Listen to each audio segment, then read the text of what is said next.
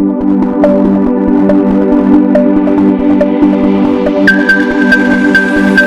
buenas noches, saludos a todos y a todas los que están aquí presentes.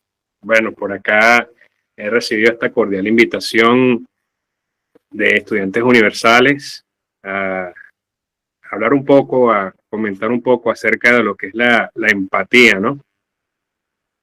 Que es un tema que actualmente en nuestras sociedades latinoamericanas y a nivel mundial se está perdiendo.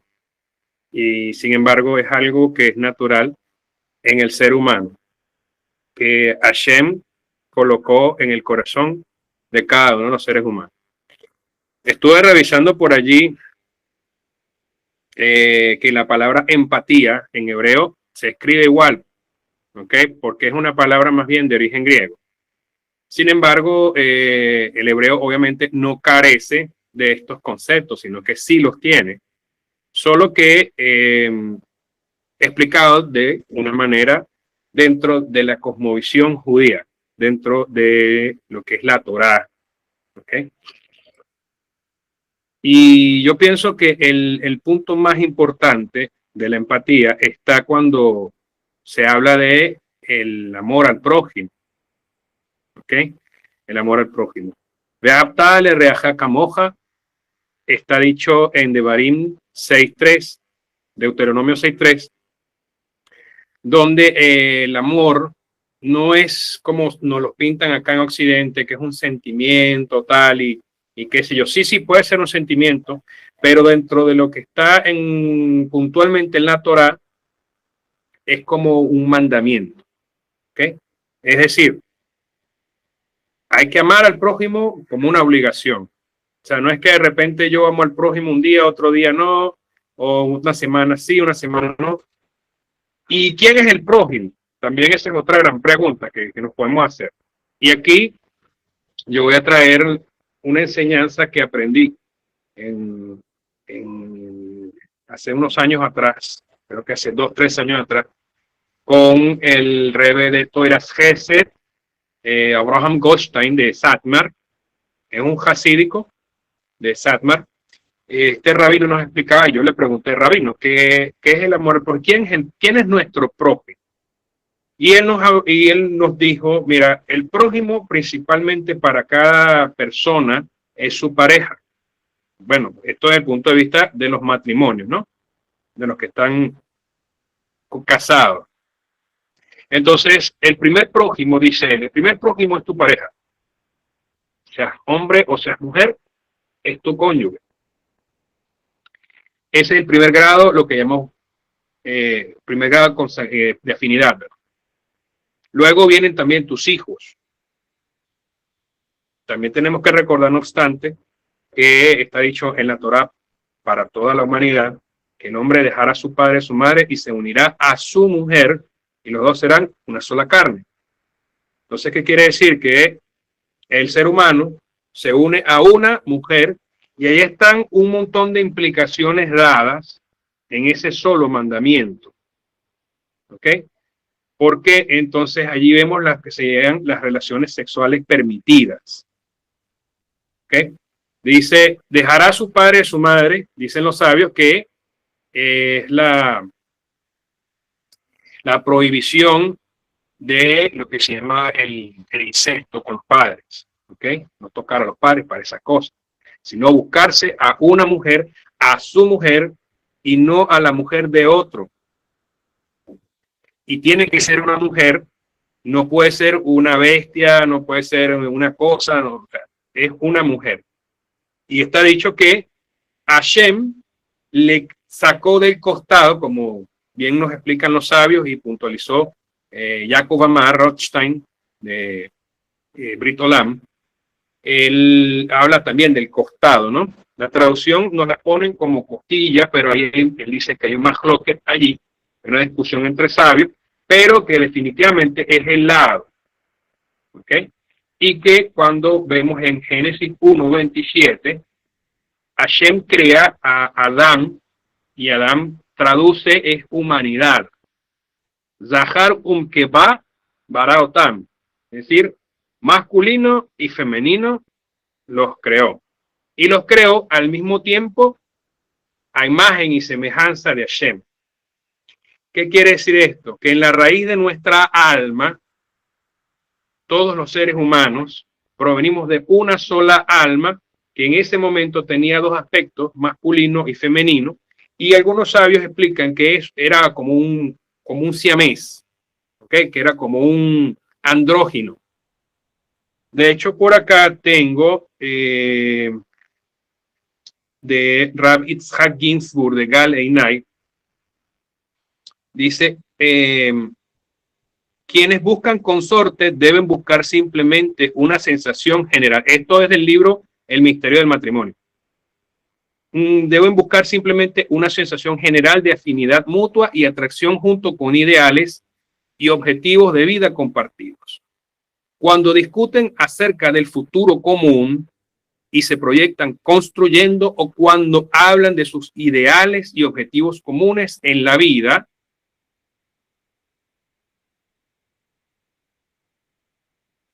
cada uno se siente excitado o emocionado acerca de lo que el otro dice. ¿Okay? ¿Qué dicen ellos? Adán y Jabá, espalda con espalda, ajor viajor. Esa posición ajor viajor es una posición psicológica en donde cuando nos encontramos con una posible pareja, ¿verdad? Ninguno de los dos sabemos cuáles son las aspiraciones, ni cuáles son los proyectos, ni cuáles son las necesidades. Y es a través de voltearnos, mirándonos panim, be panim, cara a cara, donde a través de esa conexión con la empatía, ¿verdad? Podemos ir construyendo las relaciones conyugales. Y ahí donde empieza, después de la etapa de enamoramiento, lo que los psicólogos y los psiquiatras describen, que dura aproximadamente, se fue estudiante universal. Bueno, los psiquiatras describen que dura entre 8 a 10 meses. Y de ahí en adelante es que empieza el verdadero amor, a construirse el verdadero amor.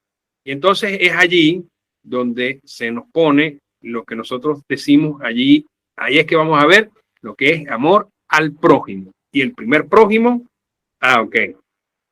El primer prójimo es esa alma gemela, lo que dicen por acá, Basherte. Fíjate, voy a seguir leyendo acá sobre el misterio del matrimonio del Rav Yitzhak Ginsburg.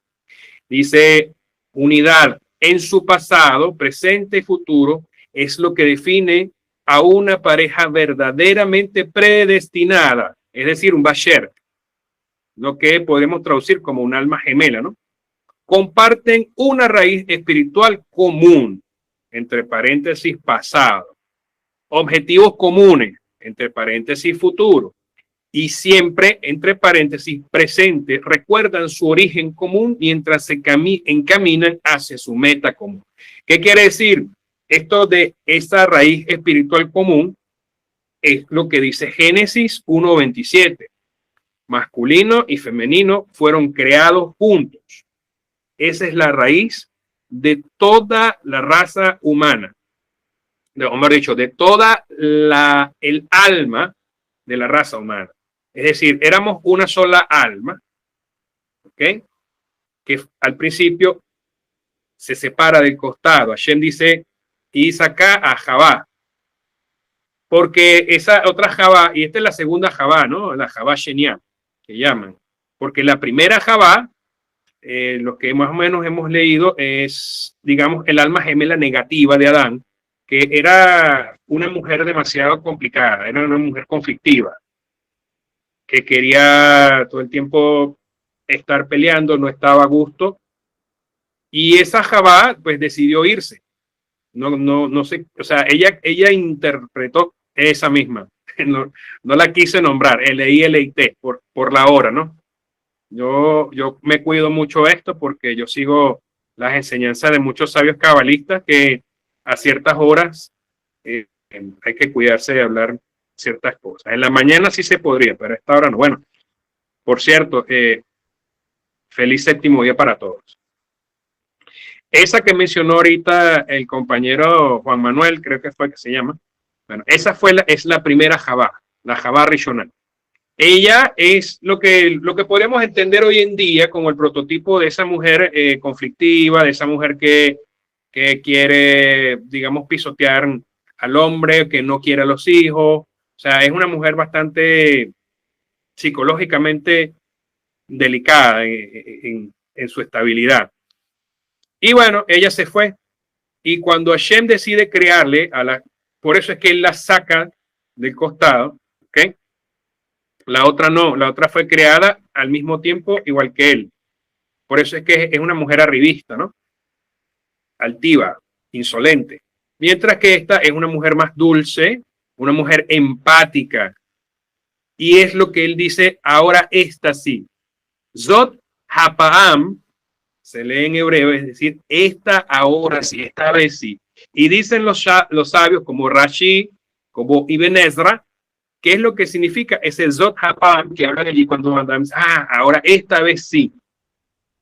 ¿Por qué? Porque encuentra esa Ezer Kenegdo, esa ayuda contrapuesta. Algunos traducen ayuda contraria, ayuda opuesta, pero que también implican, dicen los sabios, que es, digamos, esa particularidad que tiene la mujer de que ella va a hacer una ayuda cuando el hombre nos portamos bien, pero que se va a poner en nuestra contra si nos portamos mal, y que esa particularidad de la mujer es justamente para ayudarnos a corregir a nosotros los hombres, los caballeros, nos ayuda a corregir nuestras malas cualidades internas que afloraron a partir de haber consumido el fruto del conocimiento del bien y del mal. Hasta allí nosotros éramos una sola alma, la alma gemela, las dos primeras almas gemelas que Adán y Jabá, y cuando comimos de ese fruto del árbol prohibido, dice Rab Kingsbury y muchos otros sabios, éramos 600,000 almas, esa alma se fracturó en 600,000 chispas del alma. Hubo almas que salieron antes de comer el fruto del árbol prohibido. Y hay muchos grandes sabios, como por ejemplo el Baal Shem Tov, ¿verdad? Y muchos otros, el Arizal, el Bar Yochai, etcétera, etcétera, el mismo Moshe. Hubo muchas chispas que quedaron fuera, que no participaron, ¿verdad? De este pecado, el primer, de consumir el fruto del árbol prohibido. ¿Ok?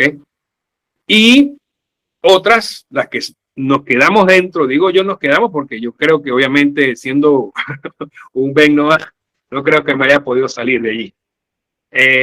Los que nos quedamos dentro, pues fuimos todos impregnados de esa transgresión que comieron, que hicieron Adán y Jabá. ¿Okay? Y bueno, estamos aquí debido a todas las cosas de Gilgul Neshamot, es decir, algunos lo traducen como reencarnación de las almas, otros como un reciclaje de las almas que encarnamos y desencarnamos, según los tikkunim, las correcciones que debemos hacer de todos los errores que cometemos en cada una de las encarnaciones. Y hemos estado perdiendo pues estas parejas verdaderamente predestinadas. Ahora tenemos que ir encontrándonos o reencontrándonos con nuestras raíces, como dice aquí Rab Yitzhak Ginsburg, reencontrarnos con esa raíz espiritual para poder cumplir en primera instancia el mandamiento del amor al prójimo. Luego está, por supuesto, nuestros familiares, nuestros padres, nuestros hijos, nuestros de primer grado de consanguinidad o de afinidad, suegros, hermanos, luego vienen tíos, tías, primos, primas. Después es que vienen los vecinos, o mejor dicho, los amigos, los vecinos, y desde el punto de vista de los Yehudim, de los judíos, las naciones. Entonces, eso es lo que me explicó, o nos explicó en esa oportunidad el rabino Abraham Goldstein. ¿Okay? Entonces, nos tenemos que reencontrar, ¿ok? Estas almas que estamos pululando por todo el mundo, ¿ok? Todos los seres humanos tenemos almas, de esas almas primordiales, que en los que hemos estudiado los 4 o 5 mundos, ¿verdad? Que nos habla la Kabbalah, a medida que van cayendo mundo tras mundo de Asia y Yetzirah, el aviano, los mundos se van, como que dice, se van filtrando, se van disgregando cada vez más en 600.000, o sea, ahí pueden hacer una multiplicación de 600.000 en el primer mundo, ¿ok? 600.000 más en el segundo mundo, 600.000 en el otro mundo, y hasta que llegamos aquí al mundo de Asia, son 600.000 más. Allá hay trillones y trillones de chispas que son las almas que conforman a la humanidad entera. Y apenas estamos por 7.500, 8.500, 8.000 millones de personas. Exactamente. Adam Kadmon hacía, muchas gracias. Briá y el Sidá y hacía. Gracias. Esos mundos.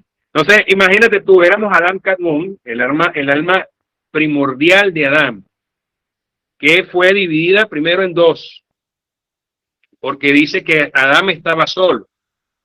Y Hashem vio y dijo, no es bueno que el hombre esté solo. Voy a hacerle una reser kenegdo. Es decir, una ayuda contrapuesta. Y allí fue que esa primera alma del Adam Kadmon se dividió en dos, pero después que comimos el fruto del árbol prohibido, 600.000 y fuimos cayendo 600.000 más y más. Con cada pecado que íbamos realizando la humanidad, valga acotar. Ahí está la idolatría que se cometió en la generación de Nosh. Después, lo que ocurrió, todos los desastres que se cometieron en la generación del diluvio. Cuando vino la inundación, el diluvio, el Mabul. Después, la Torre de Babel. Después de la Torre de Babel, nos tuvimos que dispersar en lenguas. Entonces, fíjate cómo va el continuo, ¿no?, de la historia de la humanidad de esta generación. Y digo de esta generación porque, como está escrito en el Talmud, hubo 900, 600 generaciones anteriores, y me explicó el rabino David Chocrón de la Unión Israelita de Caracas, me dice que no eran como nosotros, no eran propiamente el humano moderno, el Homo sapiens sapiens, eran como criaturas. Y hay una comparación también con los animales, puesto que los animales no reconocen quién los creó. No, eso es una propiedad que tenemos los seres humanos, porque nunca vemos un perro, un gato, un tigre, un león reconociendo a Dios o haciéndole, no sé, una oración o pidiendo, haciendo. No. Eso es algo netamente de nosotros los seres humanos, que podemos reconocer a quien nos creó, o por lo menos reflexionar y preguntarnos, como hizo Abraham Avinu, ¿quién creó todo esto? Y ahí es donde él se le para al rey Nimrod, lo que está escrito en el Midrash, esa historia que está escrita en el Midrash, que llega y empezamos él empieza, ¿no?, a hablar con el rey Nimrod acerca de todas estas cosas, porque él se creía a Dios. Entonces él empieza como a retarlo, ¿no? Y bueno, esa es parte de la historia de la humanidad. Y retornando a lo que es la empatía, en la etimología de la palabra griega, empatía quiere decir sentir dentro, tener compasión, yo diría, dentro del punto de vista del árbol de la Sefirot, de Rajamim. ¿Ok? Rajamim, que es el otro nombre con que se le conoce a la Sefirá de Tiferet, que es la que está acá en el corazón. ¿Ok? Recuérdense que en el árbol cabalístico de las 7 Sefirot se habla que la Or Ein Sof, la luz infinita, entra por Keter, ¿okay?, que está aquí en el cráneo. Luego pasa Jochma. Claro, yo estoy al revés, pero este es mi lado derecho. Jochma, Binah. Cuando Jochma y Binah se unen, se forma Da'at. Y nos explican en el Zohar que Jochma y Binah son un arquetipo de Adam y Javá. ¿Ok? Y se produce el hijo. Luego viene por acá en el brazo derecho está Gesed, en el brazo izquierdo Geburah, Tiferet. ¿Ok? Entonces, esta Tiferet es cuando ya estamos conectados con todo. Ojo, ¿por qué? Porque puede ser que tengamos una kelipá. Una kelipá es una obstrucción, una corteza que nos impide recibir ese influjo de la Oren Sof, de la luz infinita. ¿Ok? Y bueno, si es una kelipá que está en el área de... Ajá. ¿Por qué a los malvados le va bien? Oh, muy buena respuesta. Esa la tengo por acá. A los malvados, hay un cuento, ¿no? Que por qué a los malvados le va bien y a los buenos le va mal. Y la cosa es así. ¿Por qué al hijo del bueno le va mal y al hijo del malo le va bien? Eso también tiene que ver con Gilgula, Neshamot, con lo que acabo de decir, el reciclaje de nosotros las almas desde la época del Gan Edén, ¿okay? De hace 5.774 años hasta hoy. Imagínate todo lo que hemos venido reencarnando, ¿no? Quiere decir que posiblemente, explican unos sabios, que esa persona, ese malvado, se portó bien, fue una persona piadosa y justa en una encarnación anterior, pero en esta decidió ser malvado y se le están recompensando con todos los bienes que quedaron pendientes de la encarnación anterior. Caso contrario, si hay una persona que decidió en esta encarnación ser una persona muy buena, pero le va mal, quiere decir que esa encarnación en una encarnación anterior fue una persona muy mala. Hay una historia del Baal Shem Tov, hay una historia del Baal Shem Tov que él tenía un discípulo y estaba explicándole justamente esto porque el discípulo no entendía muy bien cómo funcionaba esto. Entonces estaban por allá en un campo y le dice, mira, quédate aquí detrás de estos arbustos silenciosos. Todo lo que tú veas no vas a intervenir. No te vas a inmiscuir en eso, simplemente observa tranquilo, en silencio. Ok. Llega el discípulo y se queda allí esperando a ver qué pasa, ¿no?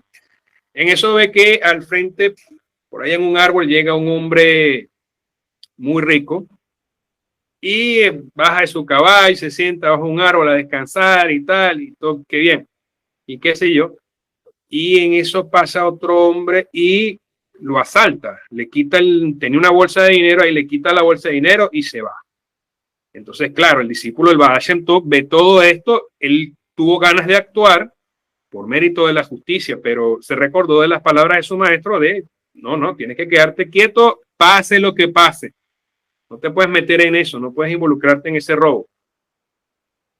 Entonces, claro, él va todo asustado, él regresa al Baal Shem Tov, el discípulo, porque, oye, presenció todo aquello.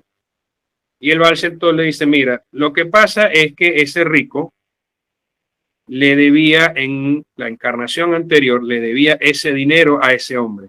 Y nunca se lo pagó. Murió y no se lo pagó. Entonces, ahora en esta vida, pues ese ladrón se está cobrando ese dinero.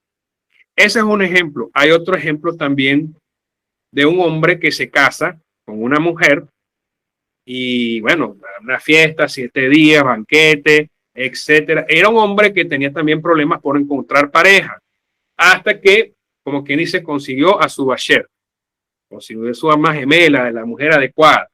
Pero resulta después que terminan de pasar los 7 días de festejo y todo aquello, la mujer se muere. Y entonces él va donde su rabino, donde su sabio, y reclama que él no quería. Ah, bueno, claro, le dan el dinero, la dote. El suegro le tiene que dar la dote que le correspondía a la mujer, le da la dote al viudo. Era todo el dinero, una dote muy grande porque la esposa era una hija de un rico.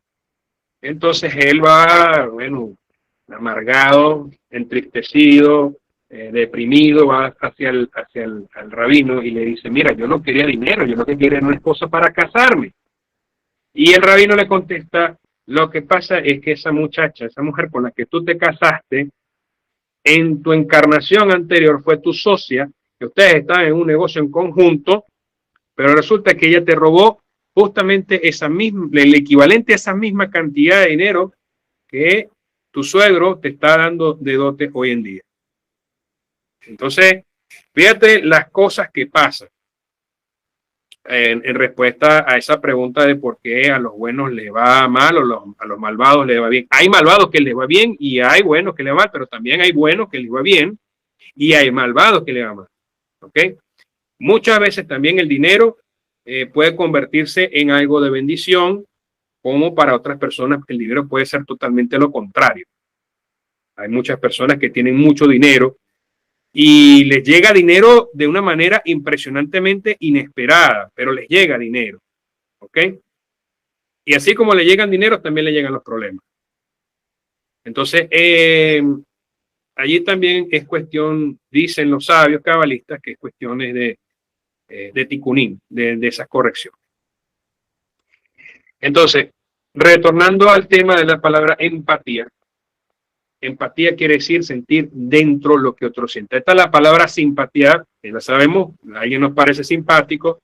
También está la palabra antipatía, no nos gusta a alguien, nos parece odioso.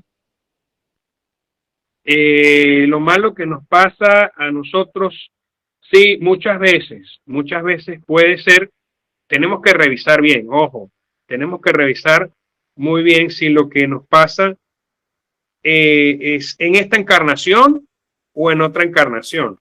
Por eso es que cuando al dormir pedimos perdón, ¿no? Okay. Estábamos, entonces, eso hay que revisarlo bien, porque de repente puede ser que hiciste una acción en esta vida, no sé, tienes 40, 50 años, hiciste algo a los 16, a los 20 años, ¿entiendes? Estás dentro de la misma encarnación, dentro del mismo periodo de tiempo. ¿Okay? Pero de repente si tú haces una introspección que tú no sabes, bueno, mira, sufriste un secuestro y tú nunca has secuestrado a nadie en tu vida, bueno, puede ser de esta encarnación a otra encarnación. Y por eso digo, dicen los sabios que en el Sidur aparece, ¿no? Que pidamos perdón a todas aquellas personas que nos ofendieron en esta encarnación o en otra encarnación. ¿Ok? De Gilgul Azeh o en Gilgul Ajer, porque no sabemos exactamente. Y igual pasa con las recompensas. Muchas veces tenemos recompensas que no sabemos de dónde salen. Nos llega un dinero, nos llega una persona, nos llega una noticia, nos llega algo que inesperadamente no sabemos. ¿Ok?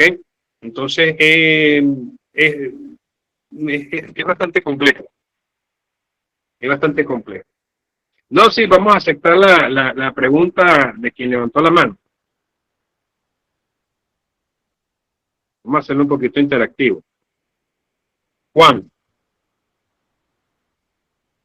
Bueno, una pregunta. Yo hago una pregunta. Digamos, en tiempo pasado uno decía, yo me sacrifico por tal persona, y al final uno dice, los sacrificios fueron en vano. Ahora la pregunta es, ¿por qué uno tiene que sufrir lo que otro hiciera? Estamos tratando de entender, ¿no? Explicar un poco, pero esto es un tema, vuelvo y repito, sumamente complejo. No soy cabalista. Los rabinos con los que estudio tampoco son cabalistas, pero ellos bastante que estudian cabalistas. Y sí, ciertamente, aunque todo es medida por medida, también hay que entender que nosotros decidimos nuestro camino, pero Hashem es quien guía nuestros pasos, como está escrito en Proverbios, ¿no? Ya vamos para allá, poco a poco. Pregunta. Entonces, nosotros ponemos el esfuerzo, pero Hashem es el que da el resultado. ¿Ok? A veces es lo que acaba de decir. De repente nosotros hacemos esfuerzos y no vemos el resultado. Como decimos acá en Venezuela, no le vemos el queso a la tostada. Entonces, es cuestión de que si lo que va a valorar Hashem de todos es simplemente el esfuerzo, porque vuelvo y repito, los resultados no los da Él. Entonces hay muchas personas que se afanan, se sacrifican toda una vida buscando un resultado, pero también la respuesta de Hashem puede ser un silencio. Y ojo, también está que Hashem arruina tus planes cuando tus planes te van a arruinar a ti. No sea que pase como escuché en un shiur de un rap de México, que había una familia mexicana de judíos mexicanos que, bueno, ganaron mucho dinero y entonces llegaron a un punto donde se querían comprar una avioneta. Pero por X, Y causa, no podían comprarse la avioneta. Siempre pasaba algo. Hasta que llegó un punto en que se compraron la avioneta, de tanto insistir, siempre le salía algo mal. No llegaba el vendedor, no tenían alguien que facturara, no estaba en mal estado la avioneta. Bueno, se quieren comprar hasta que de tanto, insistieron tanto que por fin compraron la avioneta. Y cuando compraron la avioneta, bueno, tuvieron un accidente y muchos de los familiares quedaron muertos y otros heridos. Entonces, ojo con eso, quizás es que Hashem nos está diciendo, mira, esto que estás buscando no es para ti, no te conviene, puede ser que te salga algo mal. Entonces, es como le pasó a Moshe Rabén. A Moshe, él cuando le prohibieron la entrada a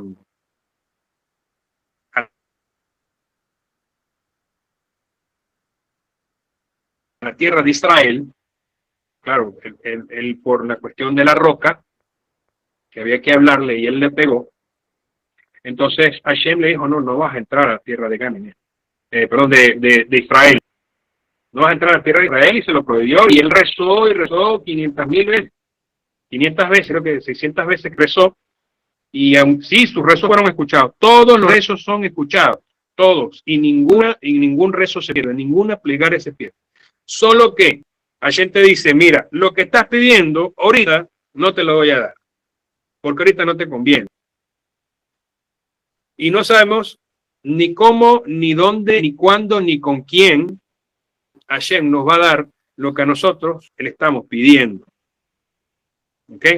Ahora, ¿qué pasa? Que en Moshe, ahí cuando tú ves pues en hebreo, cuando tú lees en hebreo, justamente ese pasaje, cuando Moshe está rezando, hay una gematría de la palabra Gan, que quiere decir que en ese mismo instante que Moshe muere, ya como quien dice rendido de tanto rezar y después de 40 años de llevar a todo el pueblo de Israel, sacarlo de Egipto, en vez de entrar a la tierra de Israel, él entró directamente al Gan Eden. Entonces también puede ser que lo que Hashem te está diciendo, espérate, te tengo algo mejor. No te voy a dar eso, te voy a dar algo mejor. Vuelvo y repito, no sabemos cuándo, dónde, pero Él es el Señor del tiempo. Hashem está dentro y fuera del tiempo. O sea, a él el tiempo no lo afecta. Entonces, todas aquellas cosas que nosotros estamos insistentemente pidiendo, Él sabe cuándo nos las va a dar. Yo mismo he presenciado eso. A mí, particularmente, yo me apego mucho a los Teilim. ¿Ok? Yo me apego mucho a los Teilim. Y por cosas, de repente, por salud, por ejemplo, tenía un problema de pasaporte aquí en Venezuela, no me dan el pasaporte. Yo me aferré tanto y aumentaron el precio del pasaporte. El pasaporte venezolano es uno de los más caros del mundo, cuesta $200. Y yo, ay Dios mío, ¿dónde yo saco $200 libres para poder pagar mi pasaporte? Y bueno, hasta que llegó una persona que tenía los $200 y me dijo, profe, porque es una alumna, yo le voy a pagar a usted $200 para que usted se vaya a sacar su pasaporte. Yo me quedé así, en serio, no, me da claro, mucha vergüenza me dio al principio, pero la muchacha insistió tanto y yo obviamente no le voy a decir más que no, porque si yo estoy allí haciendo plegaria, haciendo teilín, haciendo tefilá, y Dios, el pasaporte, entonces, oye, mira, te mandó la persona que te va a dar el pasaporte. Aquí está el dinero, vaya y busque su pasaporte. Y en menos de un mes me dieron el pasaporte. Una cuestión que tenía yo como más de 3 años. Es terrible la situación. No sabemos. Entonces, yo, la persona que menos pensé que me iba a ayudar, me ayudó. ¿Me entiendes? Entonces, yo lo que quiero decirle con esto, que no desistamos en las plegarias, pero tampoco nos desesperemos. ¿Ok? Hagamos plegaria, hagamos tefilá. ¿Eh? Y la plegaria siempre se tiene que hacer en un lugar limpio, lejos de malos olores, lejos de ropa sucia, lejos de desórdenes. ¿Ok? Si tienes un lugar de la casa, un lugar limpio, ventilado, tienes que abrir las ventanas, que entre el aire fresco, el aire puro, no estar encerrados allí, es lo mejor. Eso es lo que recomiendan los rabinos. Por eso cuando vayan a hacer tefilá en una sinagoga, pues las sinagogas tienen las ventanas abiertas. ¿Ok? Entonces, abrir y sentarse siempre en el mismo lugar. Hacer tefilá, hacer rezo, plegaria en el mismo punto. No como algunas personas, no, que vamos para acá, otro para allá, otro día para acá, no. En el mismo punto, de tal manera de que allí se vaya formando el ángel, porque dicen los sabios que cuando uno hace tefilá, se crea un ángel que viene de nosotros mismos. Pero esto de ángel no es el muñequito, los muñequitos esos con alitas, con caritas de bebé, no, eso es idolatría, eso es Avodah Zará, eso no tiene nada que ver con monoteísmo. ¿Okay? Porque somos monoteístas, entendemos que no hay que personificar. ¿Okay? La personificación quizás es como un recurso para explicar, pero no es la cosa literalmente en sí. Entonces, cuando el ángel que nosotros vamos creando en el punto de la oración, hay que alimentar ese ángel con tefilá, hacerlo, para que entonces Hashem va a decir, bueno, una sola tefilá o 10 tefilot o qué sé yo, él es el que va a decir, él es el que sabe todo. ¿Okay? Otra pregunta por allí que habían hecho.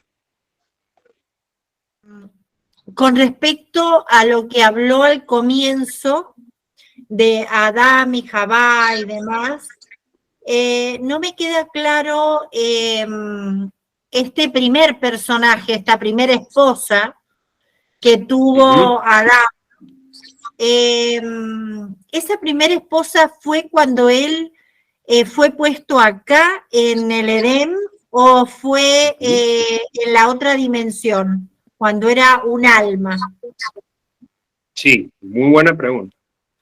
¿Qué pasa? Que Adán y Jabá primero fueron criados en alma. ¿Ok? Dice el primer versículo, Bereshit bara Elohim et hashamayim. Primero et hashamayim, hay una discusión, hay más bloques de los sabios, porque también el profeta Ishayahu dice que primero fue creado la tierra, pero el primer versículo de Bereshit dice que fueron los cielos, hashamayim, y la palabra hashamayim tiene gematría 395, que es la misma gematría de Neshama. Y luego fue creada la tierra, es decir, el cuerpo. Sí, ella, dicen algunos sabios que ella no encarnó, que esa Jabá Rishonah no encarnó, y cuando leemos en el Zohar, ¿verdad? Que es, digamos, uno de los libros que más ampliamente habla sobre ese personaje, nos los presenta como un alma, ¿ok? Que, digamos, puede influir en algunas mujeres. ¿Okay? Entonces, por eso la mujer es recomendable que sea una mujer piadosa en sus actos para evitar atraer a esta alma de esta Jabá Rishonah.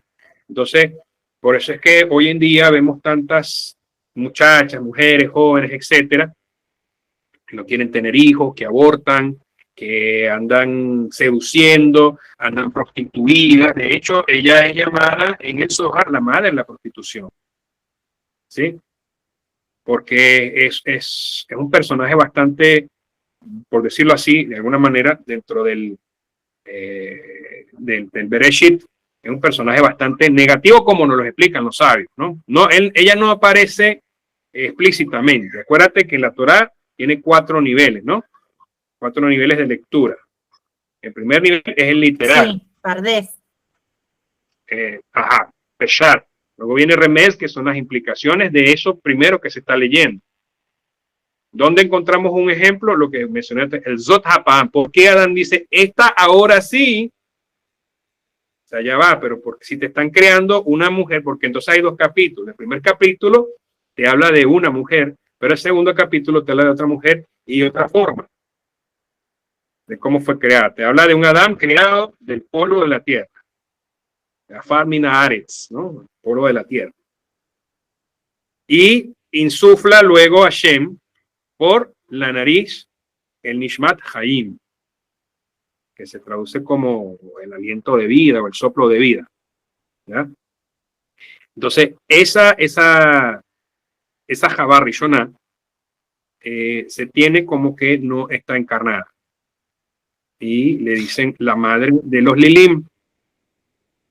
Entonces, a las mujeres las afecta, sobre todo mujeres embarazadas o en mujeres que tienen un hijo, las influye. ¿Okay? Y a los hombres nos influye con lo que se llama el derramamiento de semen en vano. Es decir, por eso es que muchos rabinos recomiendan que los hombres no durmamos solos, porque tenemos sueños. A veces ellas se nos aparecen en sueños. Hay mujeres que también tienen sueños, lo que llaman sueños eróticos, dentro de lo que es la psicología, el psicoanálisis freudiano, ¿no? Freud, quiero que sepan, él era judío, por si no lo sabían, y prácticamente toda su teoría psicoanalítica la basó en los escritos de los rabinos de Viena. Él se la pasaba purgando dentro de las bibliotecas personales de los rabinos de Viena y muchos postulados del psicoanálisis. Él lo que hizo fue una adaptación eurocentrada de muchas cosas místicas del judaísmo. ¿Okay? Él también divide el alma humana o la psique humana en tres: el super yo, el yo y el ello, que es lo que conocemos en Kabbalah como Neshama, Ruach y Nefesh. ¿Okay? El alma animal, el alma intelectual, el alma emocional. ¿Qué quiere Dios de mí? Esa es una pregunta que se la tienes que hacer a él. Hashem, ¿qué quieres de mí? Así es. Muy bien, ya estás comprendiendo. Hashem quiere algo de cada uno de nosotros. Y cada uno de nosotros tiene una función distinta. Cada uno de nosotros es como, vuelvo y repito, en el arquetipo de las almas, dicen que hubo almas que salieron de la cabeza, otras almas que salieron de los ojos, de la nariz, de la boca, del corazón, etcétera, etcétera, de diferentes partes de Adán y Javá. Entonces, esa es la función que nosotros venimos a cumplir en este mundo. Entonces, hay, por ejemplo, personas que salieron, almas que salieron de las manos, entonces son personas que son muy manuales, que quieren hacer trabajos manuales. Hay otras que salen del cerebro de Adán, del Moaj, que son personas que tienen tendencia muy intelectual. ¿Ok? Y así, a ver, estudiantes universales, dime. Para completar las preguntas que necesitaba comprender, Sí. bueno, me quedó claro eso que explicó. Ahora, si las almas todas son puras, ¿cómo se explica esto de este personaje que no es puro? ¿Qué explicación da el Zohar al respecto? ¿Cuál personaje te refieres? ¿A L-I-L-I-T? A la esposa de Adán. Ajá. Acuérdate que hay libre albedrío. Hay libre albedrío. ¿Ok? ¿Qué pasa? A cierto punto no tienen libre albedrío como cuando están encarnadas. ¿Sí me entiendes? Sí. No tienen el mismo libre albedrío. Es igual a Los Ángeles. Los Ángeles es peor todavía. Los Ángeles, ellos hablan, ellos opinan, ellos sugieren, pero Los Ángeles no pueden dominarse a sí mismos. Y por eso es que entendemos que lo que llamamos el Yetzer Hara, hay otros que lo llaman que es el ángel, el Hasatán, él, pues sí, sencillamente, él no se gobierna a sí mismo.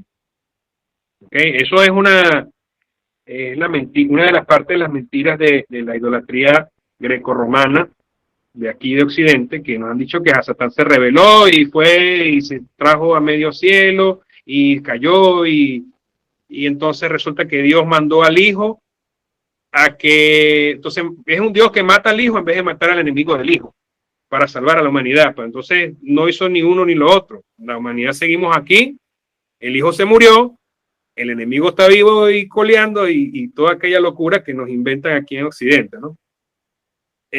Hay mujeres buenas y malas, así como hay hombres buenos y malos. Sin embargo, libre albedrío. ¿Ok? Eso tenemos, bueno, y repito, fuimos creados con dos intenciones. Vayetzer Adam. Cuando forma Adam, que están las dos yud, son lo explica mucho sabio, inclusive Jacob Amar también lo ha explicado. Esas son las dos intenciones. Tenemos, dicen que está situado en el corazón, dicen los sabios, sobre todo los de Chabad, que en el lado derecho del corazón, que conecta con el cerebro, con el moaj, es, según el Tanya, ¿verdad? Está la Nefesh Elokit, el alma divina. Mientras que el lado izquierdo, que conecta con el cuerpo, está el Nefesh Abemit. Y cuando tú ves la anatomía del corazón, el lado derecho es el que recibe sangre del cuerpo y el lado izquierdo es el que da sangre al cuerpo. O sea, esa es la circulación cardíaca, ¿no? Si hay aquí alguna persona que sea cardiólogo, que sea médico, que pueda ampliar sobre esto, bueno, excelente. Entonces, ellos hablan de que cada uno de los seres humanos tenemos eso aquí en nuestro corazón y en nuestra mente, ¿verdad? Entonces, es cuestión de sí, de que Dios no quiere que el malvado siga siendo malvado. Dios quiere que el malvado haga teshuvá. Uno. Y el que es sadik nunca no puede reconocer que el sadik. ¿Ok? Entonces, por eso es que el Tanya habla en el Sefer Beinoni de el intermedio, de una persona cuando de repente hay alguien que no se ve, que no es muy, muy justo, pero oye, tampoco tan malvado como aquel. No soy tan justo como este, pero tampoco tan malvado como aquel. Entonces, que él se observa a sí mismo como un Beinoni, es decir, un intermedio. ¿Ok? Entonces, tenemos que tener cuidado de siempre buscar hacer las mitzvot. Las mitzvot son, para nosotros los Bnei Noach, son 7, ¿verdad? Y que todas son, en su mayoría, son prohibitivas. Tenemos prohibición de asesinato y todos los derivados que tiene el precepto, ¿verdad?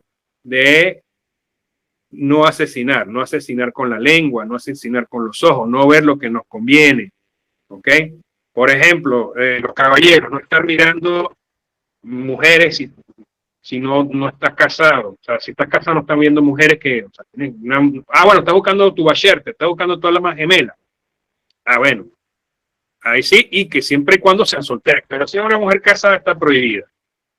Y como dice el Shulchan Aruch, no debe desearle pero ni una uña de dedo. ¿Ok? Entonces, no escuchar lo prohibido, no leer lo prohibido, no degustar lo prohibido. Bueno, esto es para los judíos. Nosotros los beninos podemos comer cerdo, mariscos, de todo. ¿Ok? No hay una prohibición con el kashrut. Sin embargo, ¿dónde nos podemos refrenar? En no comer demasiado, no comer comida chatarra que empeore nuestra salud o que deteriore nuestra salud. Cosas así por el estilo. Prohibición de asesinato, prohibición de robo, prohibición de relaciones sexuales prohibidas, la prohibición de blasfemar el nombre de Hashem. Sí, venimos con una propia lucha. Y eso tiene que ver más o menos con lo que dice el Arizal. El Arizal es uno de los rabinos que yo más leo. El Arizal, él tiene una parábola, ¿no? Que es el pan de la vergüenza, el Nehamá de Kisufa, que él habla de que cuando las almas están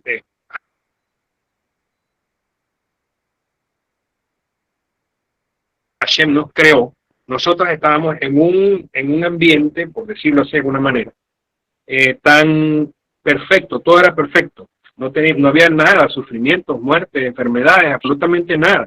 Éramos almas, no teníamos ni siquiera cuerpo. Que y de alguna manera quisimos retribuir, ¿verdad? Esa creación. Entonces, por esto, nosotros le dijimos a Hashem, le sugerimos, créanos un sistema, un mundo, algo, donde nosotros podamos crear nuestros méritos propios para de alguna manera que nos cueste delante de ti y poderte retribuir con buenas acciones todo lo que tú has hecho por nosotros. Y entonces, bueno, y entonces ahí llegó, Hashem crea los cielos y la tierra. Bereshit bara Elohim et hashamayim y comenzó, y ahí comenzó todo. Esto es traído de Larizal, ¿ok?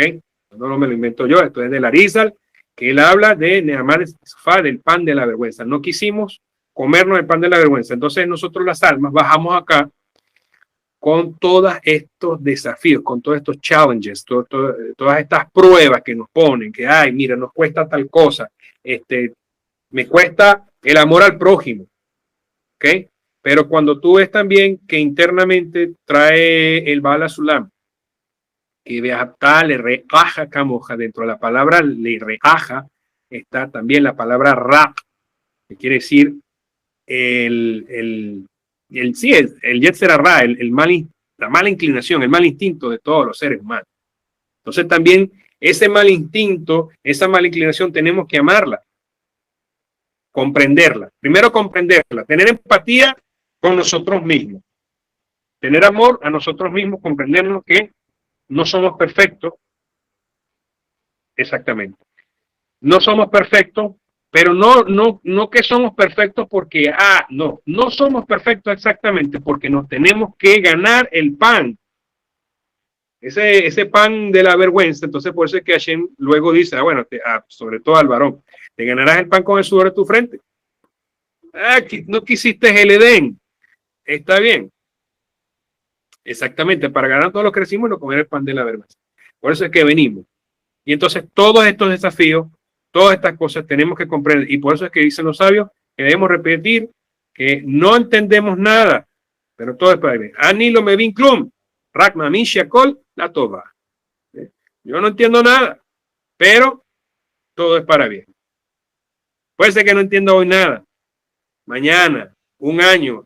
Es más, yo pasé 30 años con un amigo que tuvimos cuando éramos adolescentes, una pelea, y yo no entendía por qué él se había ensañado tanto conmigo hasta que después de 30 años él me reveló cuál había sido la situación, que fue que quedó un poquito resentido de un partido de rugby que habíamos jugado y bueno, sabes cómo es el rugby, un deporte un poco rudo, y entonces, bueno, él se desquitó, pero yo nunca supe la respuesta. Entonces ya, bueno, de 30 años de amistad que tenemos, él me reveló, no, mira, eso fue que por esta razón, que tú te pusiste muy duro en el rugby conmigo y yo me la desquité después. Ya, está bien, te perdono. ¿Ok?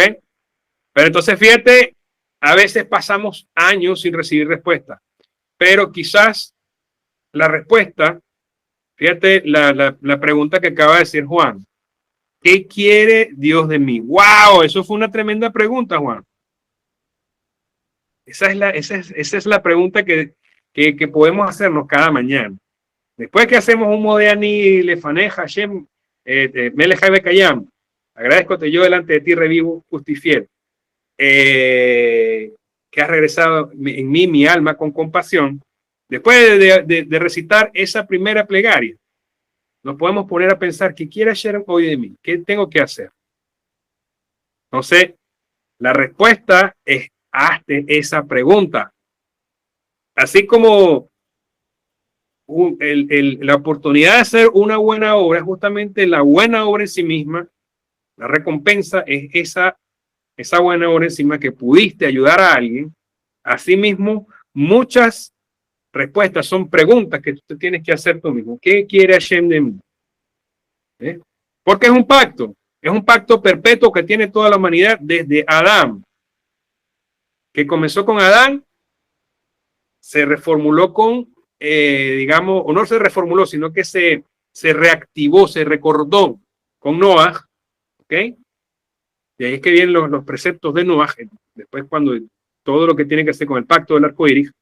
Luego llega Abraham, mediante sus propias reflexiones lógicas, él va adquiriendo otro nivel y empieza ese punto, ¿no? Hasta que termina con el pacto que hace Moshe con todo el pueblo de Israel.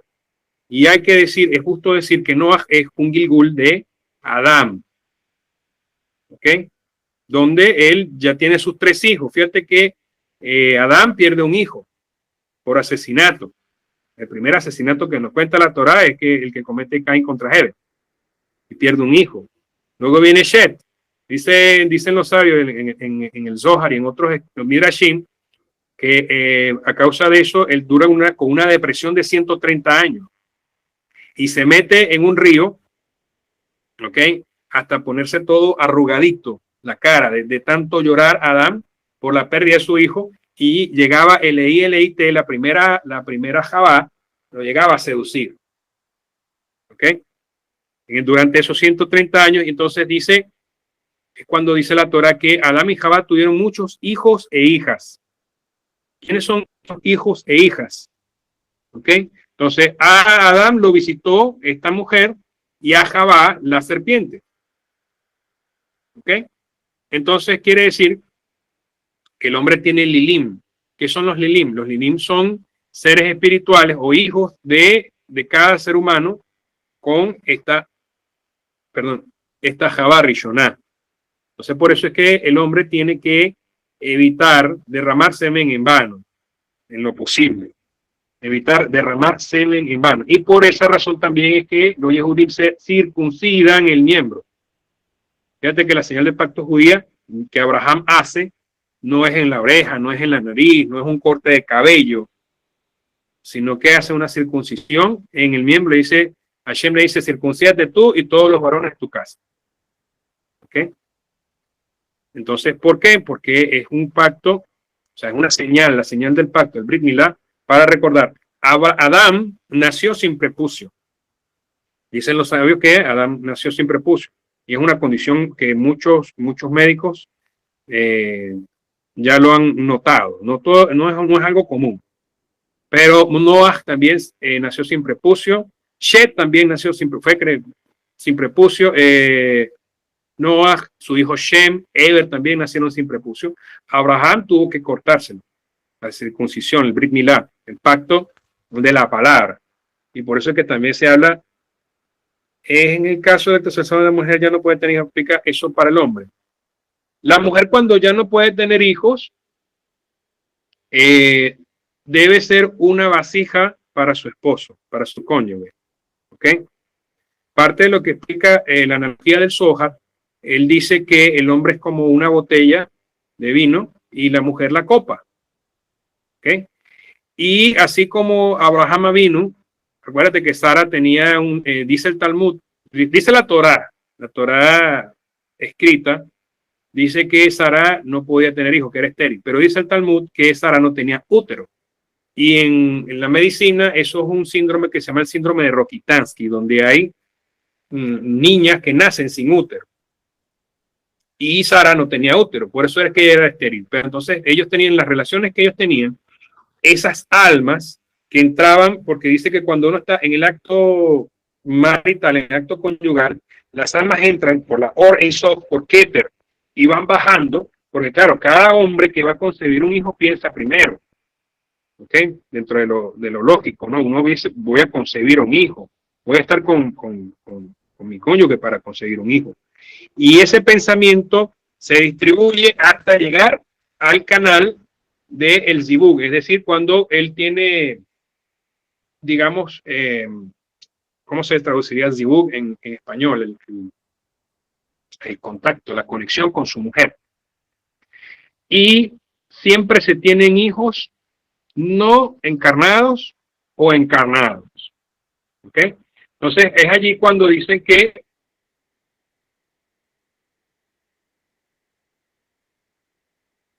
Abraham y Sara estaban en Harán e hicieron muchas almas. Y explican los sabios Rashi, etcétera, de Darizal, que algunos eran conversos. Esas almas que hicieron en Harán, fíjate que no utiliza, hicieron conversos en Harán, sino dice almas que hicieron en Harán. Entonces, fueron personas que se acercaron a ella, es decir, que esos hijos que no pudieron encarnar en ellos o de ellos, de Abraham y de Sara, valga decir también que Abraham y Sara son una reencarnación también de Adán y Jabá, que vienen a encarnar la divinidad que tuvo Sara, fue para una corrección. Nos explica el rabino Abraham Aniyar en su libro de la reencarnación, ¿verdad?, de que eso fue por haber derramado semen en vano en el Gan Edén. ¿Ok? Porque creo que ya ustedes saben cuáles son los Maaser Bereshit, ¿no?